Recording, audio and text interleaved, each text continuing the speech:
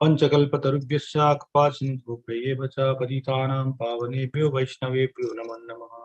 Jai Shri Krishna Chaitanya Prabhu Nityananda Shri Advaita Gadadhar Shivasadi Gaura Bhaktivinoda. Hare Krishna Krishna Krishna Hare Hare, Hare Ramo Ramo Ramo Hare Hare. Thank you all devotees for giving me an opportunity. It's a wonderful day. The more service to Krishna, the more better. So the less opportunity for the mind to go here and there. So I really appreciate Ratayatra Prabhu. There's quite a few familiar faces. If you can open the video, that would be great. If not, that's fine, I understand. So I was given 11.55. So chapter 11. Hare Krishna Prabhu. Hare Krishna Prabhu. See you. This is always personal if you see the, like, you know. Right. Sumit Prabhu wrestling Prabhu with Krishna, you know. So this 55 text, first I will read the Sanskrit, then I will give a little background, foreground, and then we'll connect to the Damodar. Mat karma krit mat paramo mat bhakta sangha virajitaha nirvairiha sarva bhuteshu esa mam iti pandavaha. Translation purport of Srila Prabhupada ki jai. My dear Arjuna, he who engages in my pure devotion service, free from the contaminations of the fruity activities and mental speculation. He who works for me, who makes me supreme goal of his life, and who is friendly to every living being, he certainly comes to me.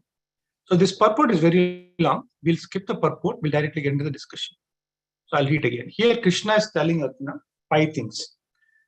Who engages me in my pure devotion service? First thing, free from the contaminations of fruity activities, mental speculation, works for me, who makes me supreme goal of his life. We'll take one by one. So before that, if you see, this is the chapter 11, Vishwarupa Sandarshan Yoga, where Krishna showed Vishwarupa. And then 10th, if you see, opulence of the absolute. So absolute is Krishna, absolute, Samam Bhunam. And then Param Satya is also the name. So opulence. So we all know Krishna has many opulences, like name, fame, beauty, strength, knowledge, and then a renunciation. So many factors of that manifest into many, many ways. So the opulence Krishna gave in the list, there are so many opulence. If you just glance it over, few of them, Krishna says, Krishna is not just in the deities, even though he's a deity. He's not just in the temple, he's everywhere. Our spiritual life is not just only dependent on when we chant 16 rounds or verses said, but he's everywhere. So Krishna is giving practical way how he can be connected anywhere, by anywhere, anybody, in anyhow.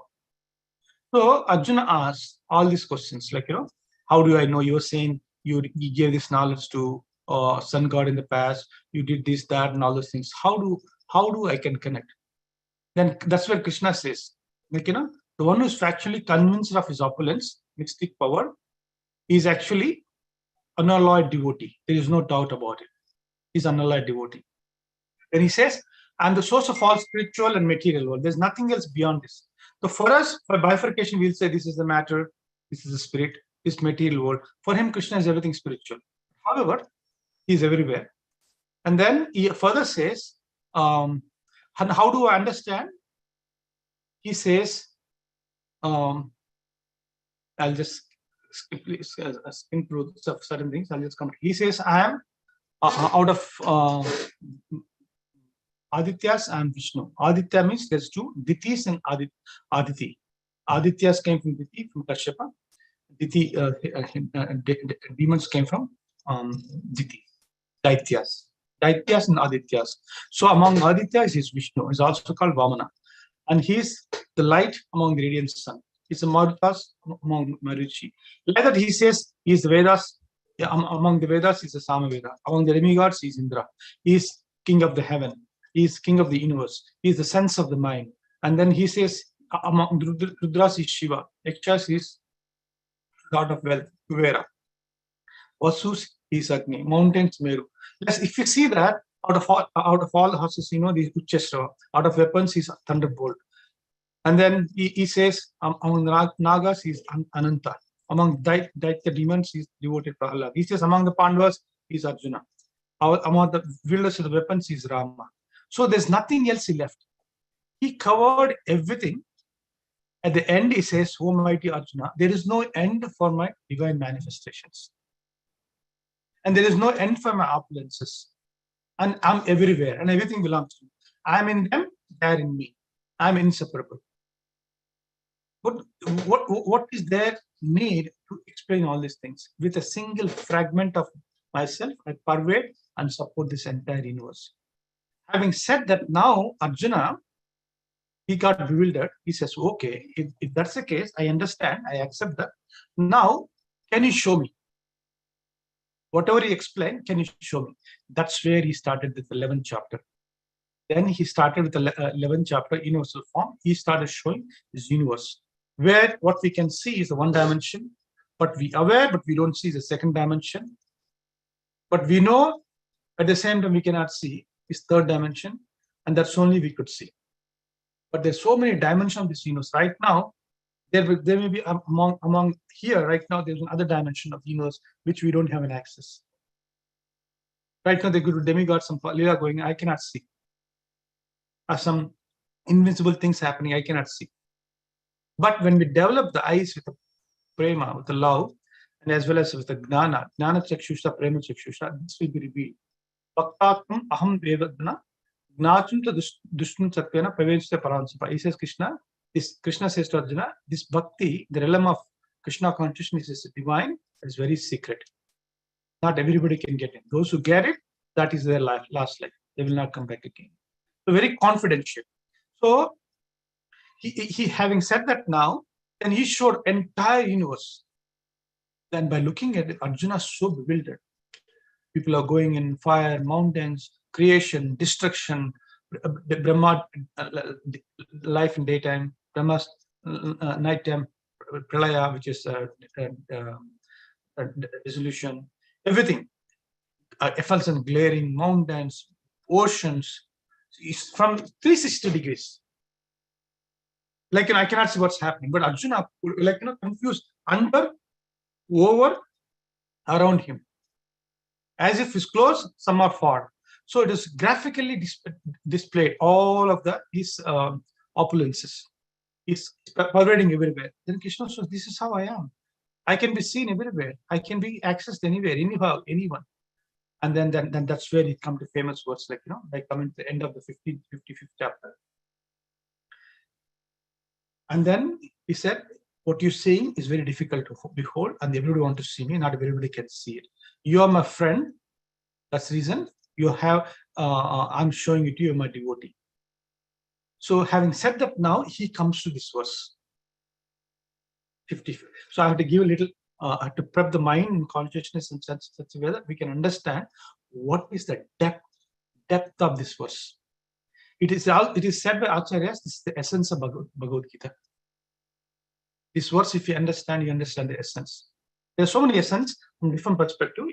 He also says in other verses, Sarvadharmam Parichajna. But this, from the understanding Krishna's perspective, 5 aspects. If you understand this, those who engage in devotion service, and then free from the contaminations of fruity activities and then mental speculation, works for me and makes the supreme goal of life. Let's take one at a time, then a little go deeper. So far, you're all with me so far? Okay. Yes, yes. Thank you. Once in a while, I'll check. Make sure you're there. And then he or she who engages in my pure devotion service. So who engages Krishna's pure devotion service? It's a devotees. Or a devotee, aspiring devotees, a pure devotees. There are the gradations. We all know that. Anybody who is engaging in devotion service. So here you use the word engage. It's almost coming to the end of the year, November, December. So most of us in IT or non-IT. So at the end of the year, they do the performance evaluation. Then based on the next year, hike and bonus. Right? That's how. So they judge, they gauge our performance, and based on that, they'll give you meet, don't meet, exceed. If you exceed is a big smile. Don't meet means we'll be put in a list, then it will be anxiety. But here, what Krishna says, he is not the person where he judges our results. If he judge our results, where we will be. I don't know about you, where I'll be, I have no idea. So he judge our engagement mentality or endeavor to do something to please Krishna. Sometimes we cannot do it, but even willing to do it is also he accepts. I'll say again, sometimes we cannot do it, but willing to do, not done yet. But sometimes we don't have willingness, but even thinking to do is also he'll accept. Even thinking. So that's how he makes himself available.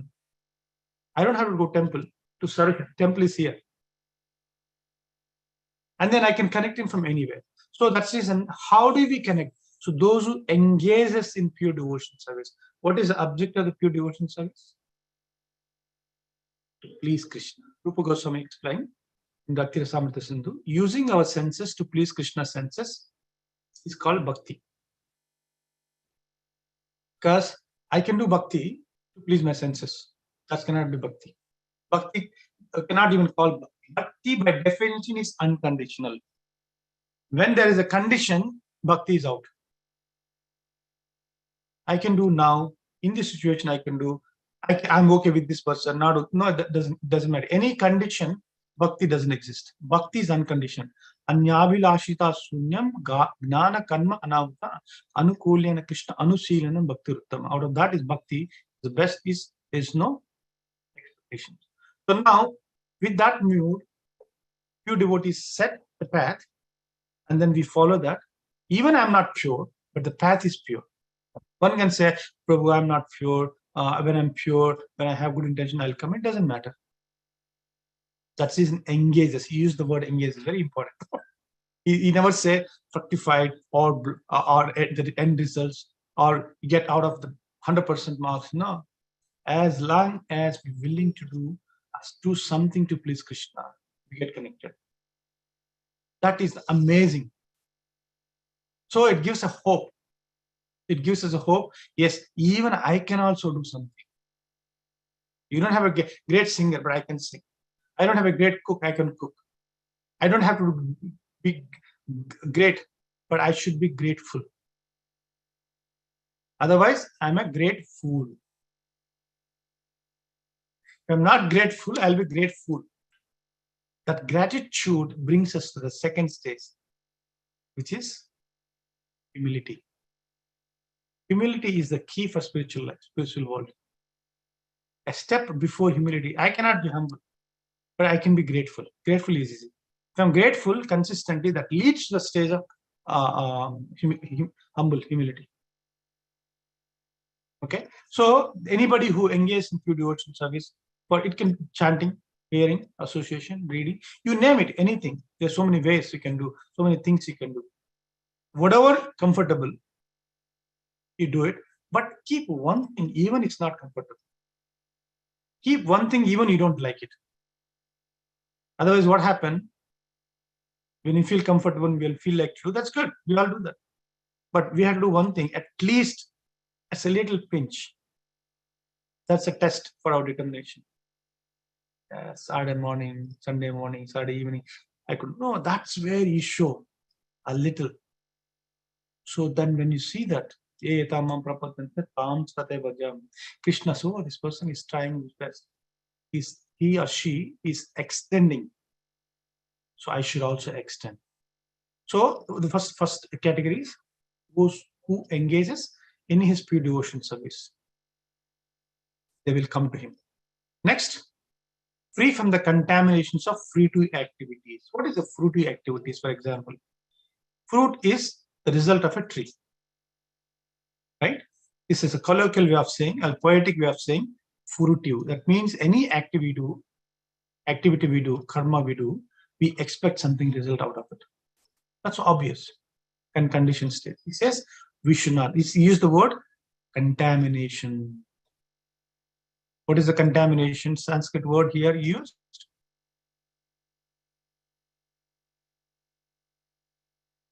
Sangha vajjitaha.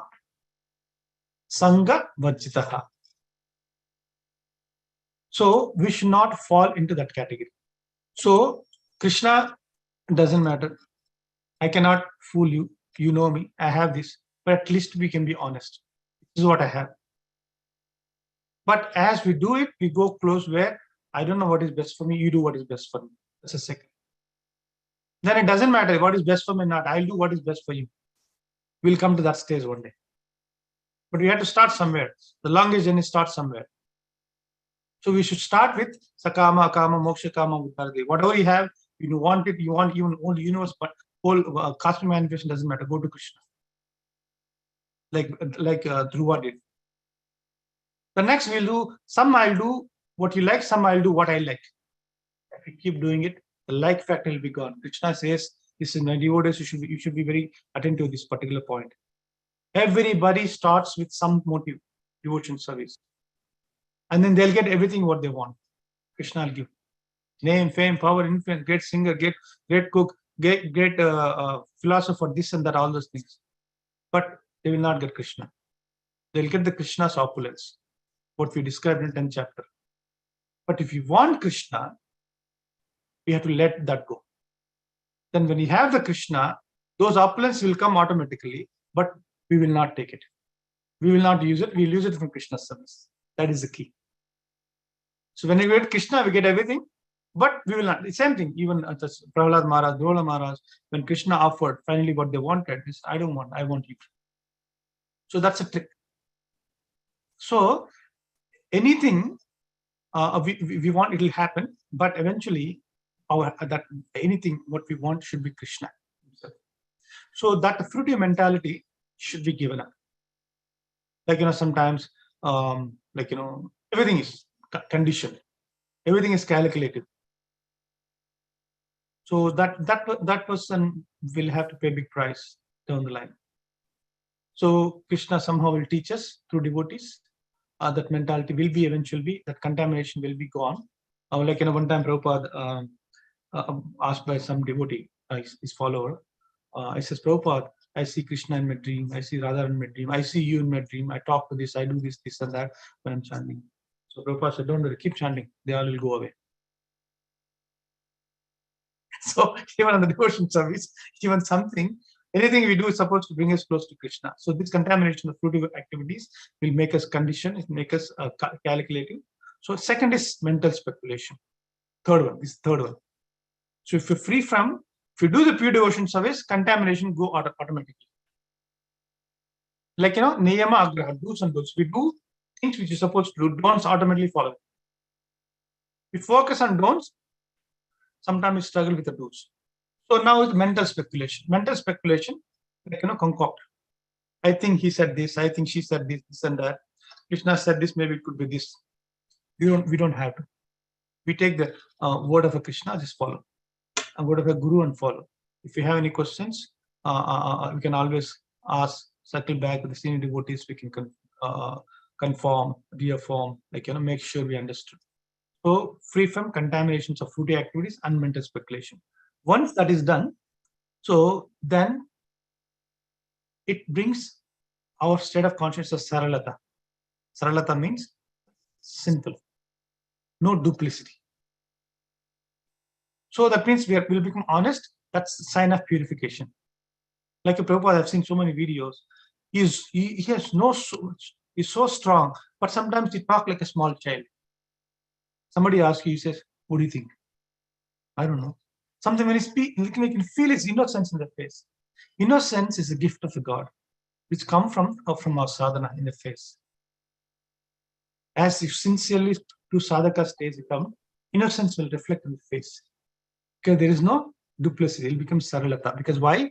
The contaminations practiced by intense devotion service and then clear the fruity activities and contaminations, this mental speculation, all those things. Pretty straightforward. So that's a third one. And the fourth one, he works for me.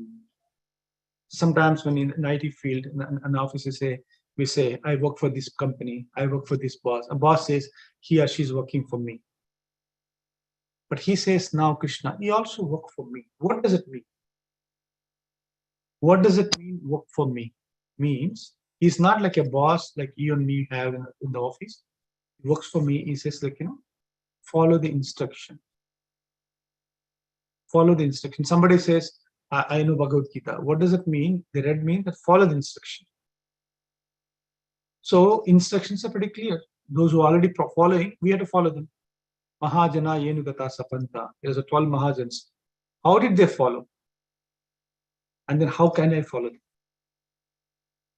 So that is means worked for me. Like, we work for him. What is his work purpose? In unison with his purpose. Two things.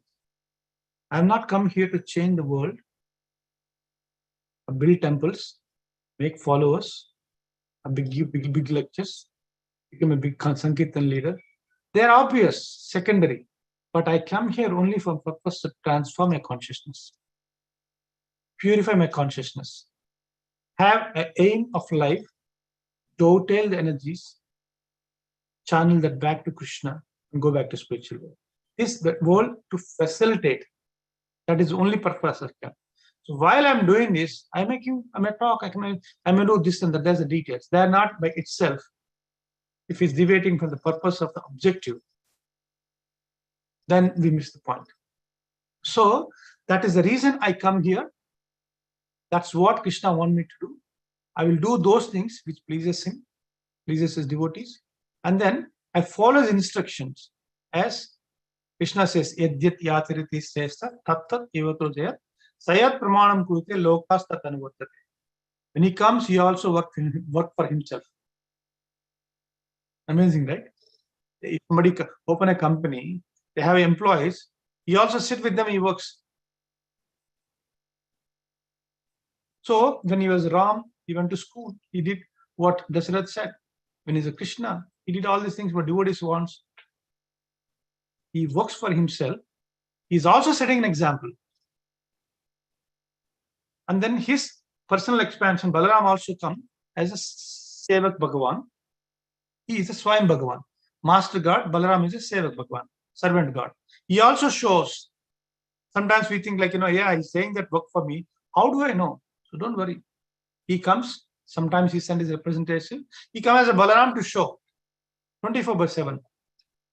Does anybody can think of what Lakshman served Ram for 14 years? He didn't sleep, he didn't eat, he didn't drink, he didn't take rest. We'll go crazy in 2 days. 14 years. So that's how he shows what does it mean work for him. So that's our parameter. That's our reference point. Can we do it? No, there is no way we can replace Balaram. We can compete with Balaram. We can do what he does. But in essence, we can do. Like when Ram saw that Hanuman was chasing that squirrel who's coming and obstructing on his way when he's bringing the mountains to build that Ram Setu bridge.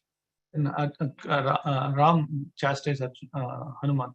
No, based on the capacity you're doing it, the squirrel is doing its capacity. In my opinion, my eyes, both are equal. So there's no big service, there's no small service. So we should learn to follow Mahajans, senior devotees. How they follow, we follow them. That's how we show to Krishna, I'm working for you. I'm working for your purpose. First, me change, and people around me, I create a facility where they can change and share with others so that they can change. You cannot force anybody. Happy person always want others happy. Miserable person, they want company. You make others' life miserable. So now Krishna, when we are infected with Krishna, we want others also get the Krishna. So there's many ways we can discuss about work for me. It's some of the things what my understanding has explained. That's the fourth verse. And then who makes me the supreme goal of life? So there's so many organizations. Recently, I was in India talking to friends, and I go there, my hometown. We're trying to develop 7 temples near my hometown. So the GBC is actually in hometown, Nellore, Andhra, and is actually Sukadeva Maharaj. He's the saint, amazing.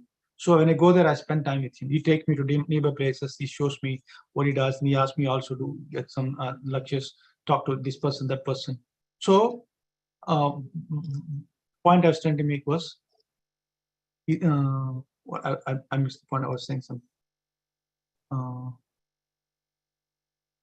I don't know why you said that, but I missed it. Anyway, so he's making the supreme goal of his life. Yeah, objective. What is my objective of doing it? So when I went to India, I spoke so many organizations, right? So they'll tell this A, B, C. Then I ask him, what is objective? Why are you doing that? So if I ask this question to Muslim, yeah, I want to go to heaven. I want to do this. Oh, okay. So this still I. Okay, wonderful. Very bold. Next, no, I want to go to this one. I want to get peace of mind. Okay, Haribol. I want this. Everybody has some motive. I, me, mine. I, me, mine. I, me, mine. So that's unconditional. So bhakti doesn't blossom there. So now to make my life objective, goal is Krishna. To please Krishna. So somebody asks you, Radharata Prabhu or some other devotees, why are you chanting? We can say, yeah, I'm peace of mind. That's correct. Very nice. I get free karma. That's good. You're free from karma. Then this and that, so many things. But at the end of the day, they are secondary. Whatever we do is to please Krishna. So if that's objective of my life, whatever I do has a meaning. So that's what he says. Make me as a supreme goal of your life. Anything we do, when you're eating, offer the food. When you're singing, offer that. When you're working, offer that. In your family, offer that. Whatever you do. So we should have a dictionary with only one word. And if you see English dictionary, so many words, but that dictionary should be only one word, in my opinion. That word is thank you. That's just thank you. Thankful, grateful for everything what we have, what we received. And then rest of the book will be filled with other things. Like, so we can be grateful, and then in that perspective, we can have our life goal is Krishna. I'm doing this for pleasure. What do I feel doesn't matter. It doesn't matter, because that's what I've done all these lifetimes. There's nothing new. Whatever I'm doing now, I've done in the past, I'll be doing it again in the future. There's nothing new. Because why? The center was me. The details changing around. The center was always me. Don't you know how great I am? Don't you know this, that? I did that. I did this. I did that. We're sick of. One day we should be sick of that. At least replace that with a he, him, they, you. So then life changes. And the last one he says, who is friendly to every living being. So friend means there's no, like, hita, sahit, or a snehit, or bandhu, or priyatama, or so many ranges. Friend means there's a different, like saka, like, like there's so many ways friend means. So now each has some kind of a mellow, based on the relationship what we have. So what Krishna is talking is friendly to every living being. That means connecting them to Krishna. And then in that friend in need is a friend indeed. Just not fair weather devotees or sunshine devotees. Sunshine devotees. Radhana Maharaj uses the word sunshine devotee, fair weather devotees.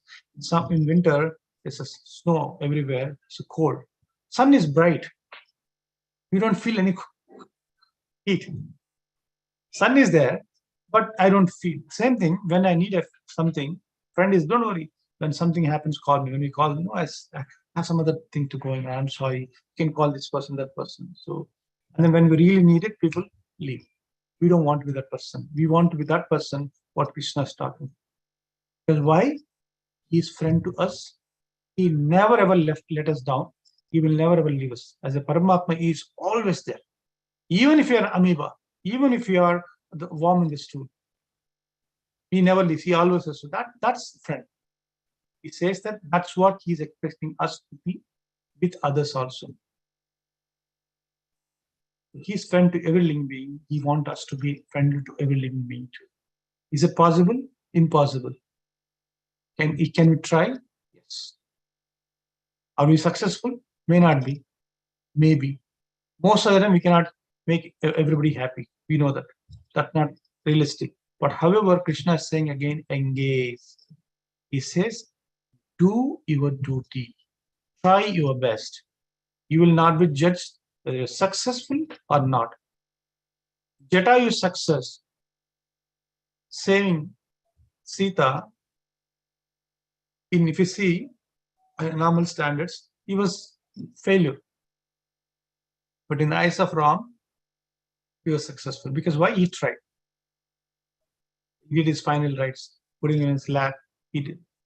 How much, like, great personality Jata. Like that. So every day, every week, every month, as whenever we can, opportunity comes, when an opportunity comes to serve, we should be extremely grateful. And then we should not even say no when service comes. When an opportunity comes, when we cannot do it, that's fine. We have to be practical also. And in general, so when opportunity comes, we should be grateful to serve and offer whatever we have. So when we do that, eventually, so this is all 5 is a cyclic, if you make Krishna as a supreme goal of life, that means you're working, you're engaged in the pure devotions. When you do this 2, and then so in this 5, 3 we do. What we do? We make Krishna as a supreme goal of life, and we are friendly to others, and then we engage in pure devotion service. Then the Krishna do the rest. He will remove the contaminations. He will remove the unwanted mental speculation. So he does 2, we do 3. But even though he does remaining 2, we show into Krishna that I want to get rid of them. Please help me. So then he will help. So these are the 5 things, dear devotees. It's a 9:12 here now. So just to conclude what we discussed, the Krishna's opulence is everywhere. For sadhaka, sky is the limit. Anybody can connect to Krishna anywhere, anyhow. Just not while chanting, not through photo, not through deities, not when you go to temple. Spirituality is pervasive everywhere. How do you tap the untappable? So that comes from our intense greed to serve. With a single point of determination, I want to please Krishna. And I've done everything. Now let me do one thing to please Krishna. So put all conditions out, make it unconditional. You may be successful, may not be successful, doesn't matter. But we keep trying. That's what Krishna says. He only sees our endeavor. You don't judge us based on we're successful or not at the end. And then when we do that, that's nothing but pure devotion service, and that will automatically eradicate unwanted things and will free us from mental speculation. And then when we do that, we automatically start working for him. Working for him means following his instructions, and then make him as our supreme goal of our life. And then when you do that naturally, we need company. When you're happy, we need company. We give it others. So naturally, we'll be friendly to others. So they only complement other. So if you get one, you get all other. So at the end, we do 3. Krishna automatically does his job. So this is what Arjuna saw, what he wanted based on explanation of Krishna by opulences. Then he saw the Vishwarup, and he said, "You cannot behold." Then he says, "I cannot." We come back to normal two-hand form. So Krishna became two-hand form, and then eventually he was happy. So then he concluded this chapter saying that there's nothing beyond. So if you understand this path, you will come to me certainly. So there's 5 kinds of people come to you. So having said that, now I'll open. Now, how do we connect these two? Next few minutes, I will talk about Damodar Lila. So Damodar Lila, we all know this month of Kartik. He did so many pastimes. His only festival we celebrate for 30 days. All other festival, 1 day, 2 days, that's it. His only festival. And actually, this entire month festivity is not the glory of Krishna. That's the secondary. The real glory of Damodar month is the glory of Yashoda month. Krishna is trying to show the world how great is the devotee. Among the devotees in the Vatsalya Bhav. Vatsalya has Aishwarya Vatsalya, Madhurya Vatsalya.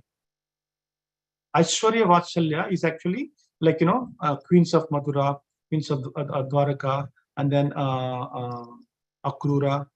They're all Vatsalya in Aishwarya Bhav. But Vatsalya in Madhurya Bhav, Rohini Mataji, then Yashoda, Nanda Maharaj. Out of that, all, Yashoda is the highest. It is explained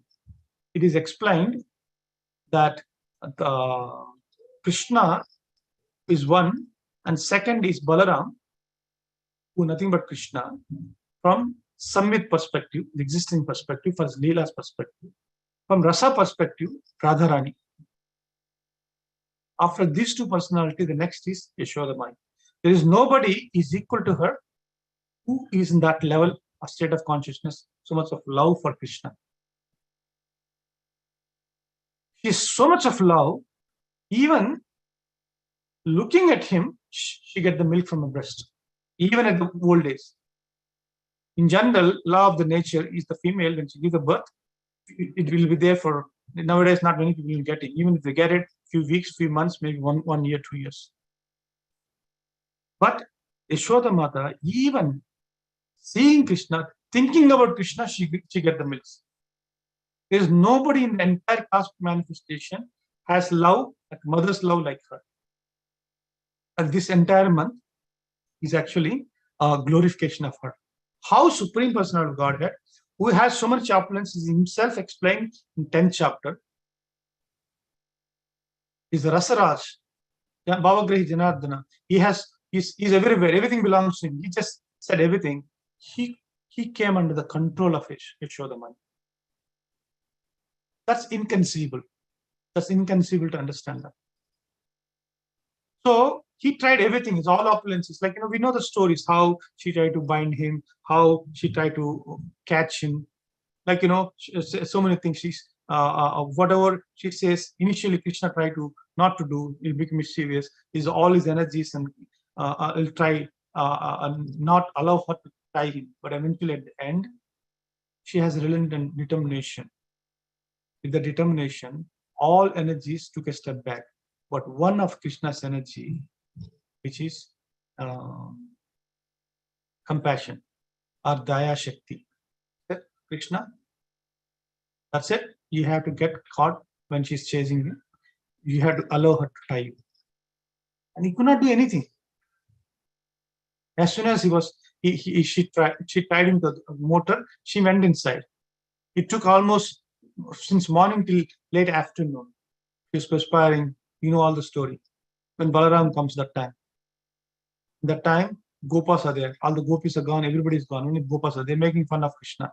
I told you before. Don't do this. You do this natak now. You see now what happened. Balaram comes. He says, who tied Krishna? How dare somebody can tie this? If you read in Bhagavatam, he explained. Who ties? He's trying to chastise. Then eventually, Yashoda Mai inside heard Balaram's voice. She comes inside with a stick. Who's talking? Balaram said, actually, I'm asking who tied Krishna? Who tied? I just want to know. Supreme Personality of Godhead. He was literally actually, you don't know who is he? I said, who is he? He said, he's Supreme Personality of Godhead. He is this, he's a maintainer of the universe. Okay, what do you think you are? I'm actually his older brother. I'm Lakshman in previous life. I'm Ananta Shesha. Okay, he says, only my house is Mila kya aapko? And then she took just like that. When Balaram was looking at Krishna, Krishna told, Why do you try that? I gave up already. Why are you trying? No, I just want to try to save, surrender. There's nothing they could do. All the opulence is what is explaining the 11th chapter has no value in front of Yashodamai. It could be so much. Doesn't matter. At the end of the day, you are my son. That love for him. So that's exactly pure devotion service who comes to him. That's what he's talking about. So all the opulence is even there, but they could not come in rescue of Krishna. And Krishna kind of let it go. So this is very, very important actually. So if you see that Yashodamai is not different than in spiritual world, his mother. And then she comes. In the next life, they all came with Drona and Tara, and they were praying to Krishna. And then eventually, actually Vishnu. And then we want to have a son like you. He said, there's nobody like me. I had to be like you. That's how next life they become Yashoda and Nanda Maharaj. So she's actually, let's say, after he left Vrindavan, he went to Mathura. From there, he went to Dwaraka. Right? He never came back. But one time, when there is a eclipse happened in Hastinapur, in Kurukshetra, everybody came there. You all know the story. So that's where she saw him. That time, Krishna is really old. Standard perspective. Then just imagine how much old she could be. Krishna lived for 120 years. I mean, this happened maybe when he was 80 or 90 years old. And then she could be at least 30, 40 years older than him. That time when she saw Krishna, she has a milk and breast. Profusely coming. And she took him in a lap and she was like, treat him like a baby. We cannot even fathom this, how much love she has. One time, Uddhava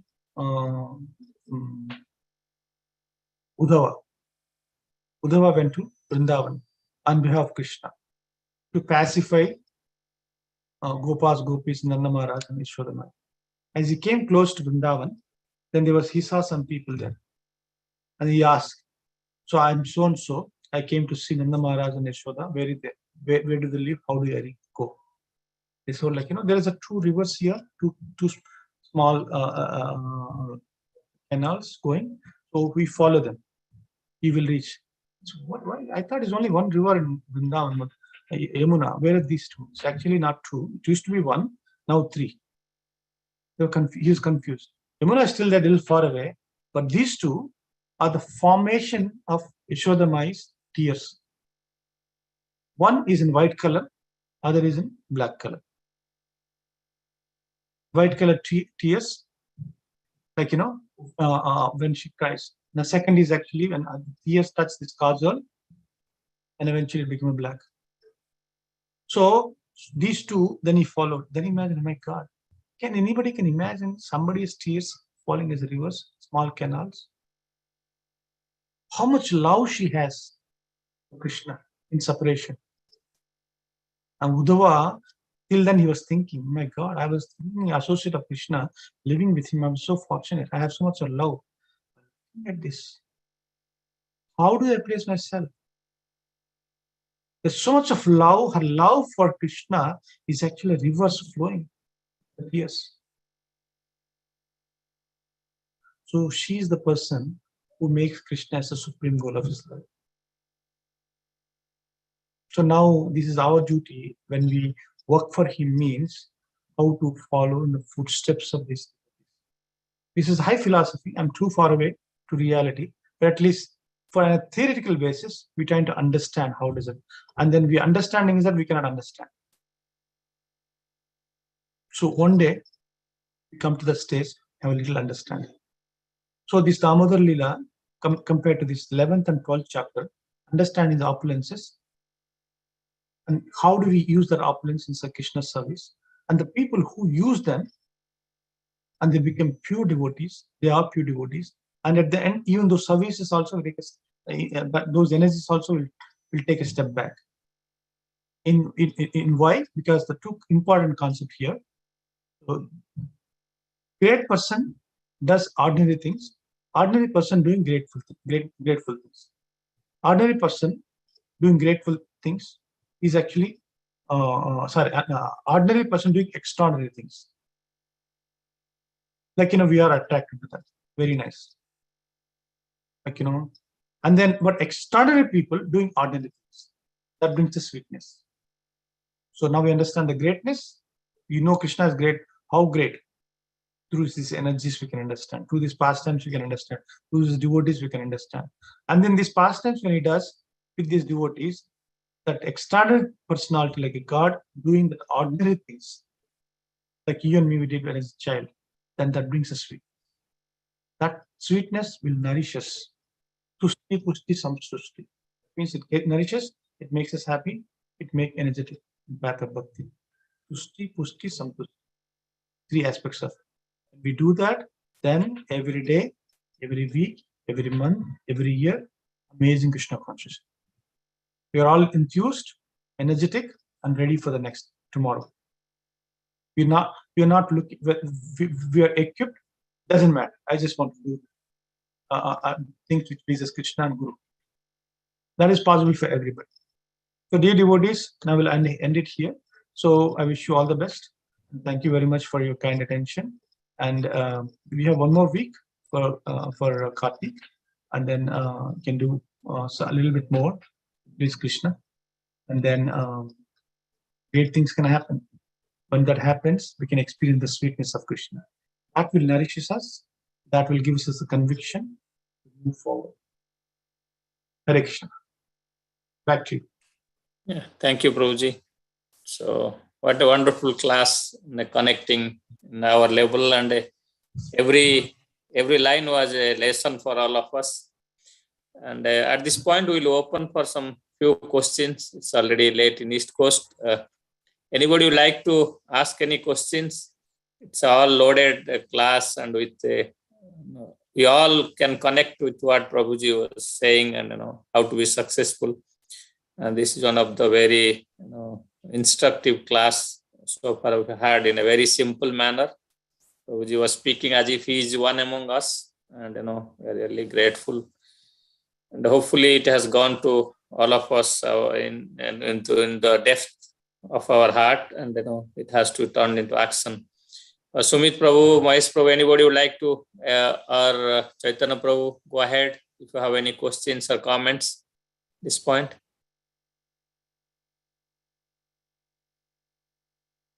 Or any Mataji would like to ask anything? I don't have any questions, Prabhuji, but thank you very much for the wonderful class. I learned many new things today. I'm very curious about Bhagavatam, which canto is some of the references you made today. Maybe that's the only question I have. Yeah, so some of the things which you mentioned is not mentioned in Bhagavatam. Bhagavatam mentions the direct story. Some of the pastimes I said come from the Vishwanath Chakravarti Thakur, Baladev Vidyabhushan, Jiva Goswami. Okay. Thank you, Prabhu. So what they do, they were actually received these realizations from within, and then that is explained in Gopal Champu, and then other literature from Goswamis, which they have access to these Leelas, and Krishna and Radha are revealed to them. This is not mentioned in Srimad Bhagavatam. Srimad Bhagavatam outline the story and the pastimes and Leela, and then Siddhanta is mentioned in the 10th canto, what happened that day. But however, this intricacies was given by these great acharyas. Okay. Thank you, Prabhu.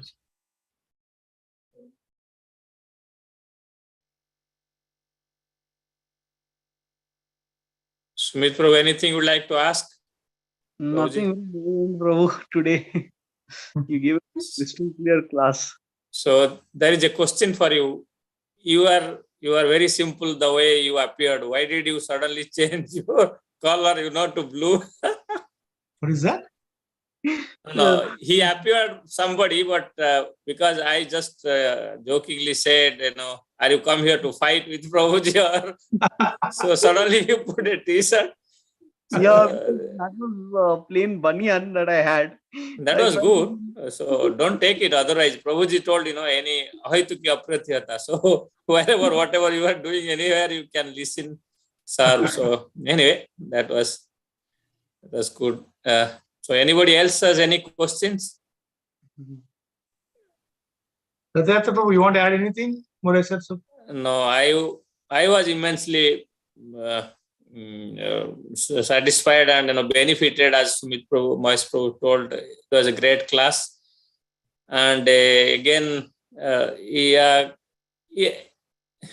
So what we had today is there is Krishna behind you. So that much I can tell you. Can find out what is there. So it was one of the, yeah. Go ahead. So yeah, I'm really happy, Prabhuji, to learn so many new things. And yeah, Krishna was speaking from your mouth. I can say that. So Sumit Prabhu, you had something?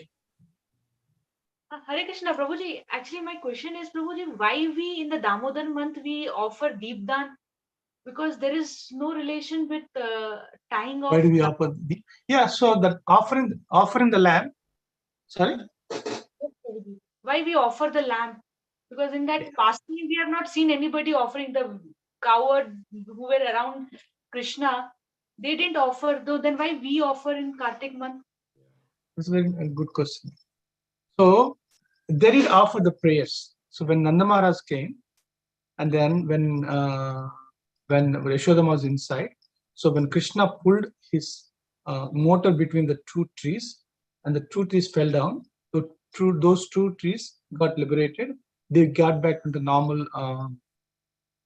There's like Nalkuvera sons, Nalakuvera and Manikiva, and then they offered a lot of prayers. And all this few of his friends, those a little bit nearby, they saw when Nanda Maharaj came, he was bewildered and see what happened, how come this fell, and this and that. And then these people started talking to them. Like in Nanda Maharaj, we saw there's two people came, they are gorgeously decorated, they have the helmet of gold and this and that. And then they were offering this paraphernalia, they are offering prayers, they are offering this and that.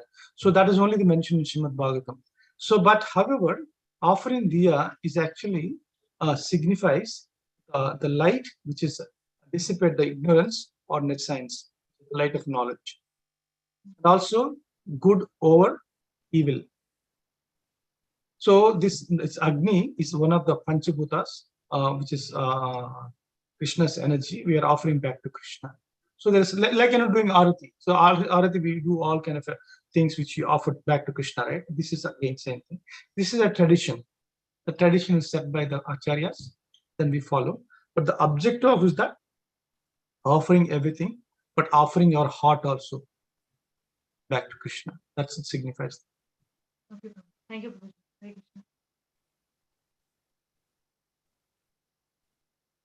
Prabhuji, can I ask a question if you have time? No, I have time, however long. If the question is there, however long doesn't matter. Because the reason I told you, somebody answered my questions. I feel obligated. If somebody has till they say no, I'll be the last person to leave. I'm revealing it. This is maybe related or maybe not related because many times we talk about during this time, it is Halloween time. So people talk about ghosts and different traditions that they have going on.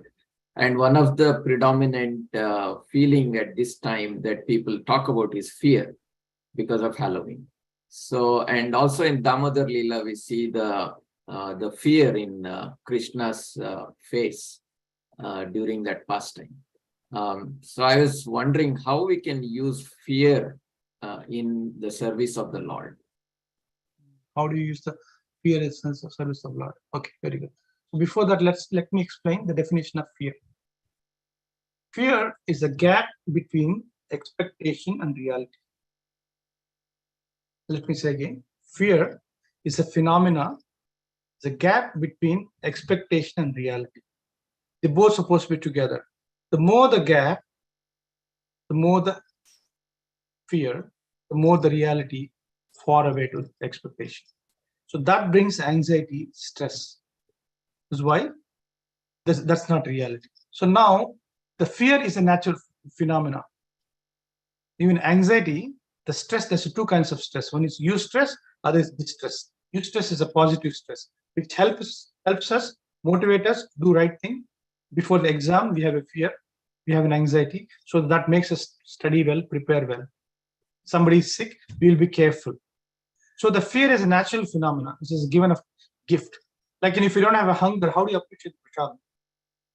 The fear is actually a natural phenomenon. Anger also same thing. But how do you use it? When do you use? How much you use it? That depends on the maturity of individual sadhaka. So now in this perspective, let's talk about the positive. So fear is there. She is also fearful that Krishna may fall. Krishna may not, if he become mischievous, people are calling him as a thief, who will give a girl to him when he get old to get married. So that was her fear. And then his fear is that she may catch him. So she may tie him. I cannot play. I want to go out. So this is the positive fear. The same thing, you and me also, we do chanting, we want to try to avoid the offenses. That fear will help us. But a person gone beyond, it become insane, the fear is there that it become a criminals, cold-blooded criminal. So what happens, the fear is supposed to help us to stay on the path of bhakti and go steps close to Krishna. Like, so then how do you use in fear in Krishna's service? So it depends on maturity. Like, now it's 9:30. Tomorrow I have a class. I have to go to a temple. So that means what time I have to get up. I plan. They miss it, what's going to happen? A special guest is coming. I have this service. I always took a vow to chant so many rounds. Then I have to read here. I have a responsibility for my spouse and kids work. So the fear will motivate us, will keep us grounded, keep us honesty, and then that will also helps to go towards Krishna. That's healthy fear, healthy anxiety, healthy stressful. But other way around is actually that fear is dangerous. Which, like, I'm so fearful that I think even Krishna cannot help me. So that fear makes us demoniac. I'm so fallen, even Krishna cannot help me. So hopelessness is the sign of godlessness. The devotee may be perplexed, but never be hopeless. Maybe confused. So, Prabhuji. Huh? Kamsa, you are just talking about. So he was fearful. Exactly. So fearful that, like, he's trying to kill Krishna. So that fear, we have to have a correct amount and use it in such a way that it will help us stay motivated, connected to Krishna and the path of bhakti and go towards him. Otherwise, this fear will take us away from Krishna. We should be careful. That address your question, bro?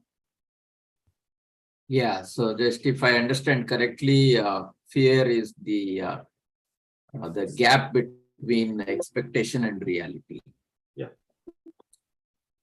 Yeah, and that expectation should be real and practical and realistic. The more we bring that close to reality, that much happy we are.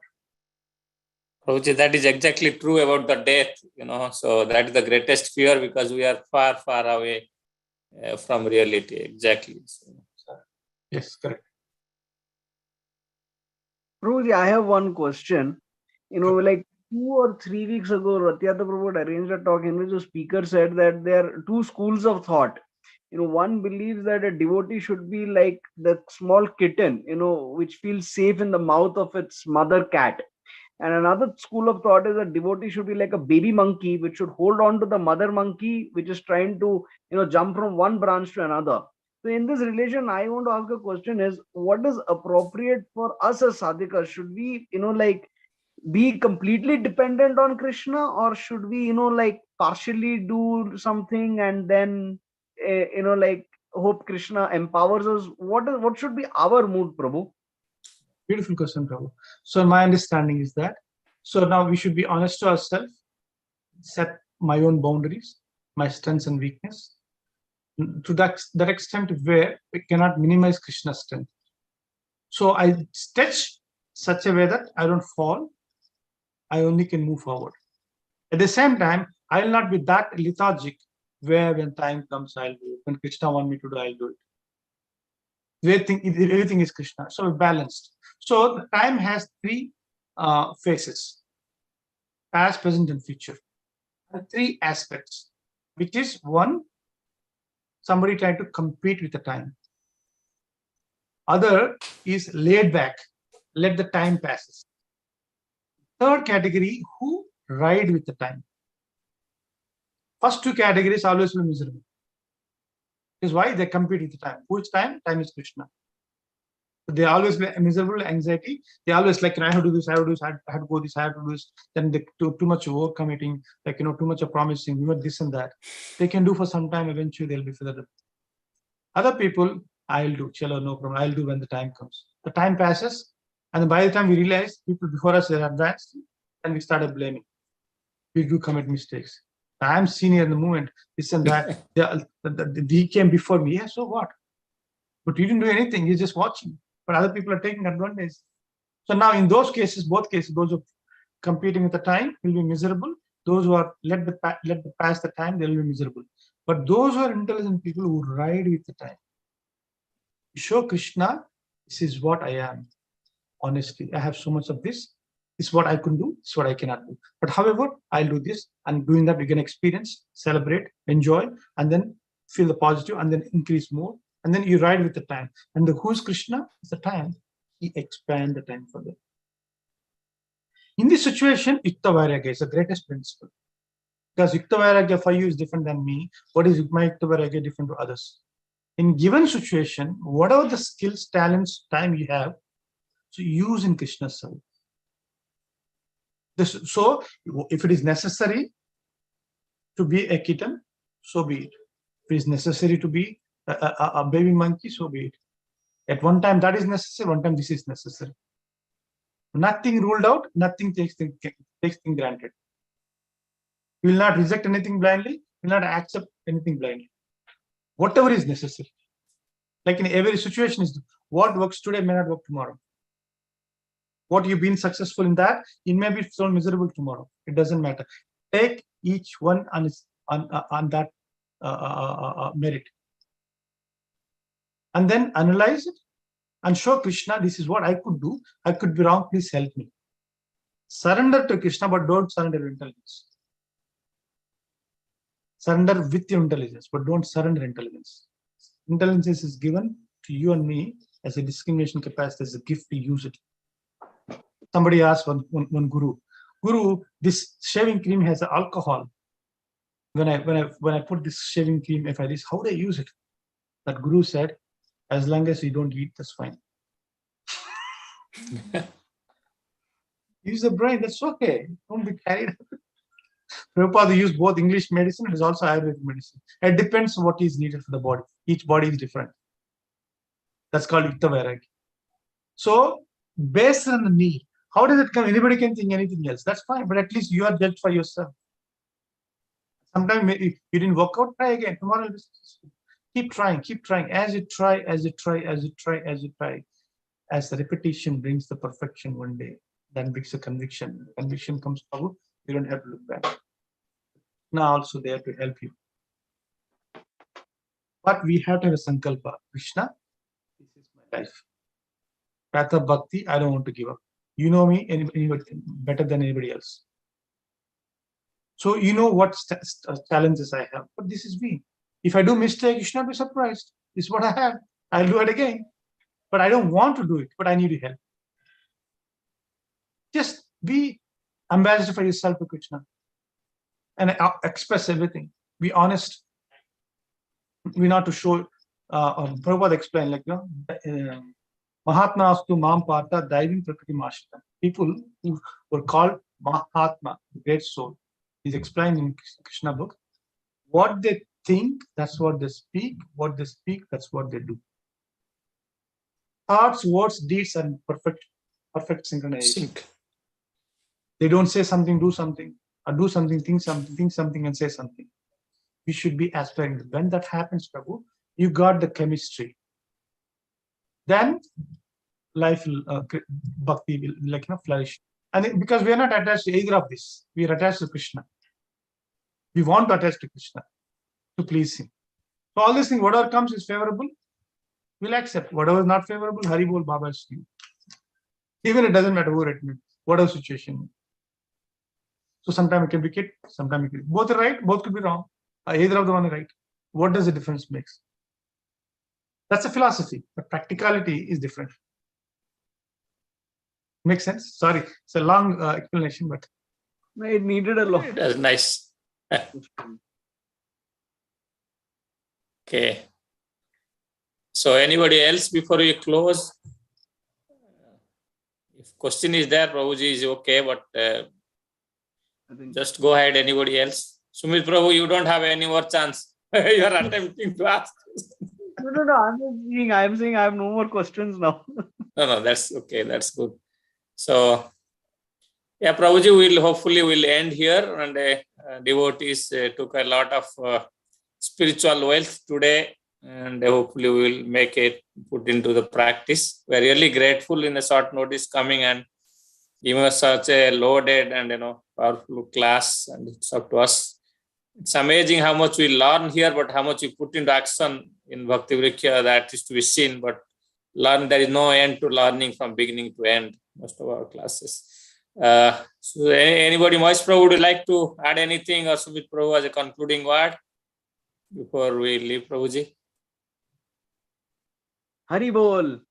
Okay, that's last one. So unmute, Prabhu, all of you devotees, and say a big Hari Bol 3 times for Prabhuji. And hopefully shortly we'll see him. Hari Bol. Hari Bol, Hari Bol. Hare Krishna. Hari Bol. Panchakalpadabhyasya Kripa sindhu paritanam patitanam pavanebhyo Vaishnavabhyo namo. Namo Namah. नवीन कृष्ण प्रभु जी की जय Hare Krishna Pushpani Mataji. Dandavad. हरे कृष्ण प्रभु जी दंडवत प्रणाम